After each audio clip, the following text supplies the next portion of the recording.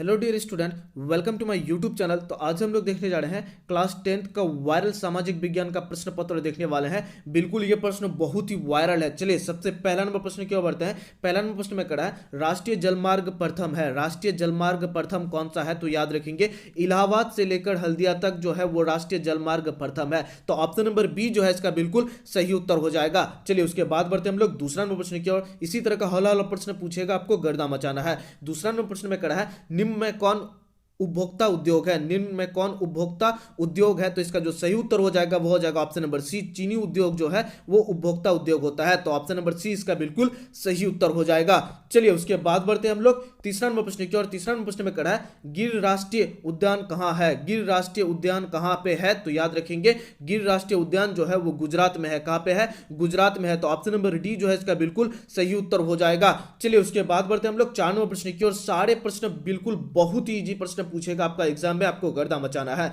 4 number प्रश्न में करा है प्रथम पृथ्वी सम्मेलन कहां आयोजित हुआ? प्रथम पृथ्वी सम्मेलन कहां पे आयोजित हुआ? तो याद रखेंगे रिया डी जेनेरियो में। कहां पे? रिया डी जेनेरियो में। ऑप्शन नंबर ए जो है इसका बिल्कुल सही उत्तर हो जाएगा। चलिए उसके बाद बढ़ते हम लोग 5 नंबर प्रश्न की ओर। इसी तरह का हौला हौला प्रश्न पूछेगा, आपको गर्दा मचाना है। 5 नंबर प्रश्न में करा है निम्न में कौन खड़ी फसल है? निम्न में कौन खड़ी फसल है? तो याद रखेंगे कपास जो है वो खड़ी फसल होता है। कौन? कपास। ऑप्शन नंबर डी जो है इसका बिल्कुल सही उत्तर हो जाएगा। चलिए उसके बाद बढ़ते हम लोग 6 नंबर प्रश्न की ओर। 6 नंबर प्रश्न में करा है बांध को आधुनिक भारत का मंदिर किसने कहा? बांध को आधुनिक भारत का मंदिर किसने कहा? तो याद रखेंगे पंडित जवाहरलाल नेहरू ने कहा था। किसने कहा था? Pandit Jawaharlal Nehru. Option number B जो है इसका बिल्कुल सही उत्तर हो जाएगा। चलिए उसके बाद बढ़ते हम लोग 7 नंबर प्रश्न की ओर। इसी तरह का प्रश्न आपको मिलेगा, आपको गर्दा मचाना है। 7 नंबर प्रश्न में करा है मरुस्थलीय मृदा कहां मिलती है? मरुस्थलीय मृदा कहां पे मिलती है? तो याद रखेंगे राजस्थान में मिलती है। कहां पे मिलती है? राजस्थान में मिलती है। तो ऑप्शन नंबर बी जो है इसका बिल्कुल सही उत्तर हो जाएगा।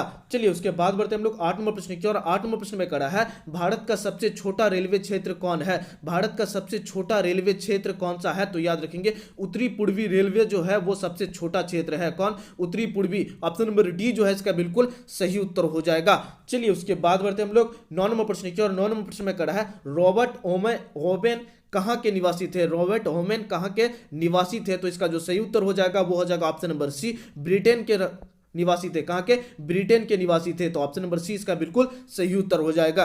चलिए उसके बाद बढ़ते हम लोग 10 नंबर प्रश्न की ओर। 10 नंबर प्रश्न में करा है वैश्विक क्रांति का नेतृत्व किसने किया था? वैश्विक क्रांति का नेतृत्व किसने किया था? तो याद रखेंगे लेनिन ने किया था। किसने किया था? लेनिन ने किया था। तो ऑप्शन नंबर बी जो है इसका बिल्कुल सही उत्तर हो जाएगा। चलिए उसके बाद बढ़ते हम लोग 11 नंबर प्रश्न की ओर। 11 नंबर प्रश्न में करा है कंबोडिया की राजधानी है। कंबोडिया की राजधानी कहां है? तो याद रखेंगे नॉम फेन जो है वो कंबोडिया की राजधानी है। तो ऑप्शन नंबर बी जो है इसका बिल्कुल सही उत्तर हो जाएगा। इसी तरह का प्रश्न आपको एग्जाम में देखने को मिलेगा, आपको गर्दा मचाना है। चलिए 12 नंबर प्रश्न की ओर बढ़ते हैं। 12 नंबर प्रश्न में करा है किस कानून के विरोध में जलियांवाला बाग में सभा का आयोजन हुआ था? किस कानून के विरोध में जलियांवाला बाग में सभा का आयोजन हुआ था? तो याद रखेंगे रॉलेट एक्ट कानून के विरोध में। कौन सा? Rowlatt act. Option number C जो है इसका बिल्कुल सही उत्तर हो जाएगा। आप लोग याद भी करते चलिए, तभी तो आप गर्दा मचाएंगे। चलिए 13 नंबर प्रश्न की ओर बढ़ते हैं। 13 नंबर प्रश्न में करा है किनके अनुरोध पर महात्मा गांधी चंपारण आए थे? किनके अनुरोध पर महात्मा गांधी चंपारण आए थे? तो याद रखेंगे राजकुमार शुक्ल के अनुरोध पर। किनके अनुरोध पर? राजकुमार शुक्ल के अनुरोध पर महात्मा गांधी चंपारण आए थे। तो ऑप्शन नंबर ए जो है इसका बिल्कुल सही उत्तर हो जाएगा। चलिए उसके बाद बढ़ते हम लोग 14 नंबर प्रश्न की ओर। 14 नंबर प्रश्न में करा है वल्लभ भाई पटेल को सरदार की उपाधि किस किसान आंदोलन के दौरान दी गई थी? वल्लभ भाई पटेल को सरदार की उपाधि किस किसान आंदोलन के दौरान दी गई थी? तो याद रखेंगे बरदौली किसान आंदोलन के दौरान। कौन सा आंदोलन के दौरान? बरदौली। ऑप्शन नंबर ए जो है इसका बिल्कुल सही उत्तर हो जाएगा। चलिए उसके बाद बढ़ते हम लोग 15 नंबर प्रश्न की ओर। 15 नंबर प्रश्न में करा है फ्लाइंग शटल का आविष्कार किसने किया था? फ्लाइंग शटल का आविष्कार किसने किया था? तो याद रखेंगे फ्लाइंग शटल का आविष्कार जो है जॉन के ने किया था। किसने किया था? जॉन के ने किया था। ऑप्शन नंबर सी जो है इसका बिल्कुल सही उत्तर हो जाएगा। चलिए उसके बाद बढ़ते हम लोग 16 नंबर प्रश्न की ओर। ये सारे वायरल प्रश्न पत्र अगर आप पीडीएफ के रूप में लेना चाहते हैं तो पीडीएफ आपको हमारे टेलीग्राम पर मिल जाएगा।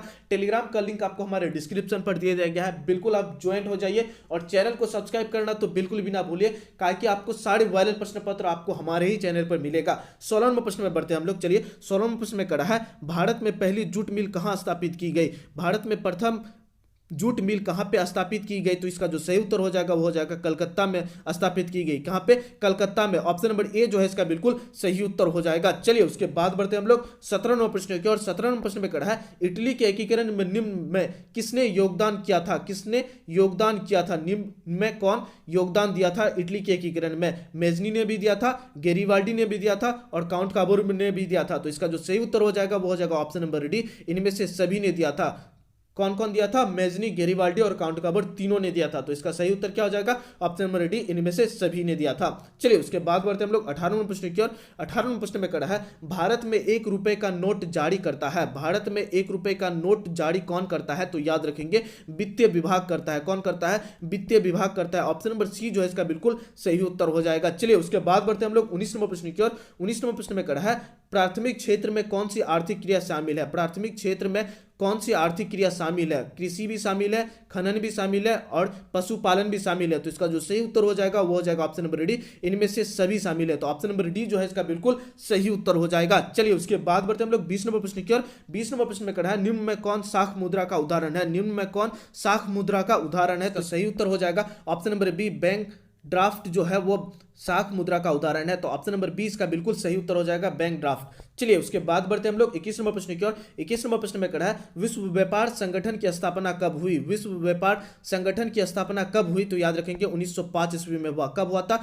1905 ईस्वी में हुआ था। तो ऑप्शन नंबर सी जो है इसका बिल्कुल सही उत्तर हो जाएगा। चलिए उसके बाद बढ़ते हम लोग 22 नंबर प्रश्न की ओर। 22 नंबर प्रश्न में कहा है 2011 की जनगणना के अनुसार भारत की आबादी थी। 2011 की जनगणना के अनुसार भारत की आबादी कितनी थी? तो याद रखेंगे 121 करोड़ थी। कितनी थी? 121 करोड़। ऑप्शन नंबर बी जो है इसका बिल्कुल सही उत्तर हो जाएगा। चलिए उसके बाद बढ़ते हम लोग 23 नंबर प्रश्न की ओर। 23 नंबर प्रश्न में कहा है कृषि उत्पाद की गुणवत्ता सुनिश्चित करने का मान्यता प्राप्त चिन्ह है। कृषि उत्पाद की गुणवत्ता सुनिश्चित करने का मान्यता प्राप्त चिन्ह कौन सा है? तो याद रखेंगे एक मार्ग जो है वो कृषि उत्पाद की गुणवत्ता सुनिश्चित करने का चिन्ह है। तो ऑप्शन नंबर सी जो है इसका बिल्कुल सही उत्तर हो जाएगा।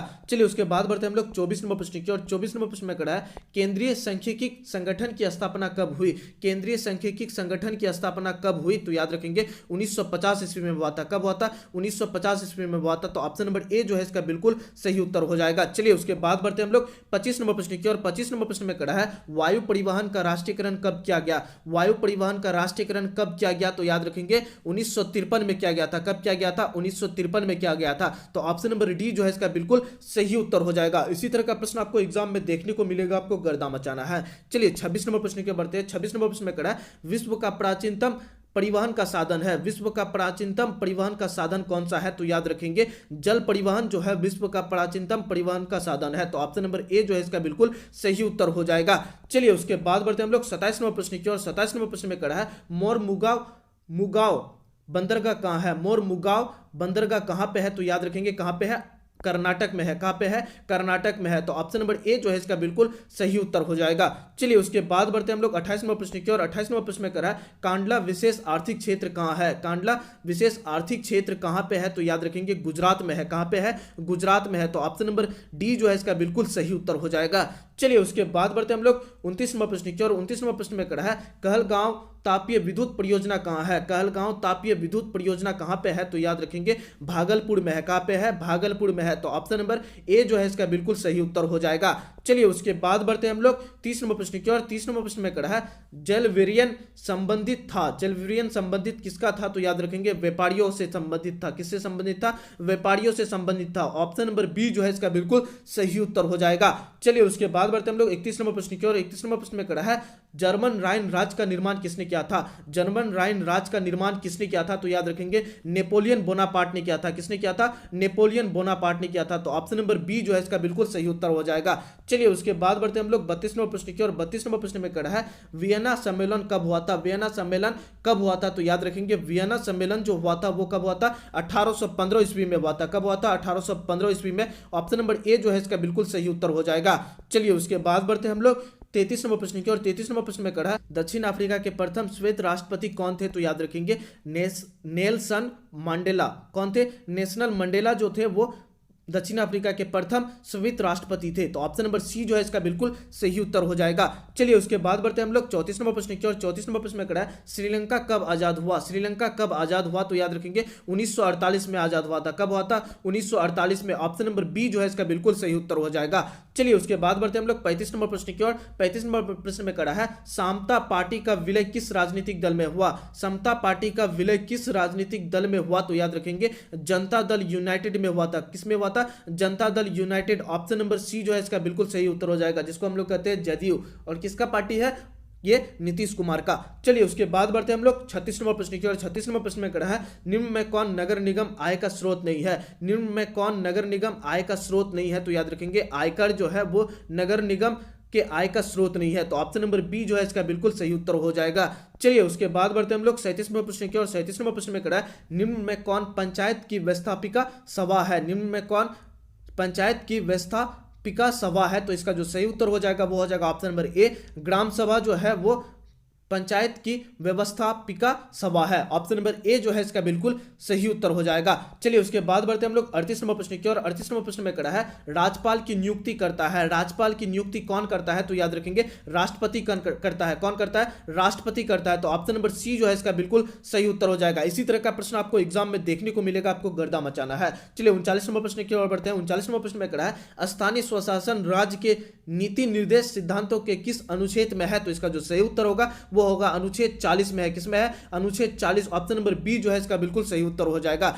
चलिए उसके बाद बढ़ते हैं हम लोग 40 नंबर प्रश्न की ओर। 40 नंबर प्रश्न में करा है ग्राम कचहरी में मुकदमे सुलझाए जाते हैं। ग्राम कचहरी में मुकदमे सुलझाए जाते हैं तो दीवानी मामले भी और फौजीदारी मामले भी। तो इसका जो सही उत्तर हो जाएगा वो हो जाएगा option number C, A B C दोनों मामले को। ए बी सी दोनों, ए बी दोनों मामले को। तो ऑप्शन नंबर सी इसका बिल्कुल सही उत्तर हो जाएगा। तो ये 40 प्रश्न आपको हम करवा दिए। ये 40 प्रश्न बहुत इंपॉर्टेंट है और यही प्रश्न आपका वायरल प्रश्न पत्र है। तो फिर मिलता है नेक्स्ट वायरल प्रश्न पत्र लेकर के। अगर चैनल को सब्सक्राइब नहीं किया तो चैनल को सब्सक्राइब कर लीजिए, ताकि आपका सारा वायरल प्रश्न पत्र आपको हम करवा दें, आपका एग्जाम का तैयारी गर्दा हो जाए। फिर मिलता है नेक्स्ट सब्जेक्ट लेकर के, तब तक इतना ही। जय हिंद।